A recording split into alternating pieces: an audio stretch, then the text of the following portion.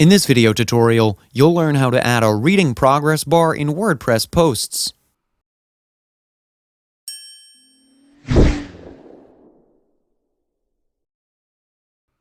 Have you noticed how some popular sites show a reading progress bar indicator at the top of their articles?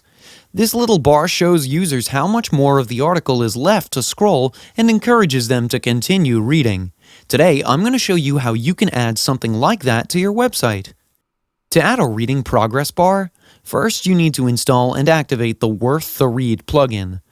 I've already installed this plugin, but if you need help installing a plugin on your website, we have a video explaining how to install a plugin. I'll link it in the description below. Now, if you notice, you'll see the Worth the Read icon on your dashboard. Go to the icon and click on Reading Progress. First, select where you want to display the reading bar. I'll select Posts.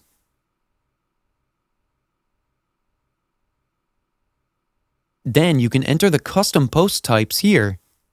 You can choose to include comments in the progress bar from here, and then select the placement of the bar from here. And then scroll down and click on Save Changes.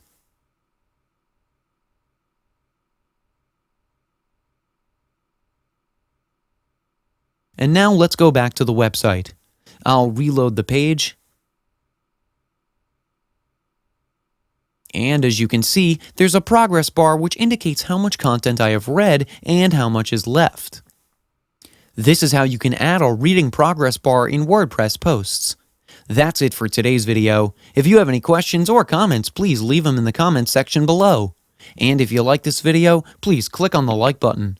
If you're new to our channel, hit the subscribe button and tap the bell icon so that you don't miss any of our future videos. Thanks for watching. We'll see you with the next one.